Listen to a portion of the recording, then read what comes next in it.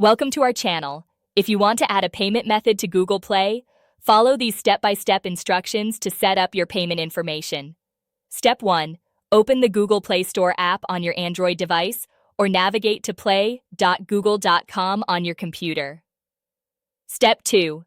Tap or click on your profile icon in the top right corner of the screen. Step 3. Select Payments and Subscriptions from the drop-down menu. Step 4. Choose Payment Methods to see all currently saved payment options on your account. Step 5. Click on Add Payment Method or the plus icon to add a new card or payment option. Step 6. Enter your credit or debit card information, including the card number, expiration date, CVV code, and the billing address associated with the card. Step 7.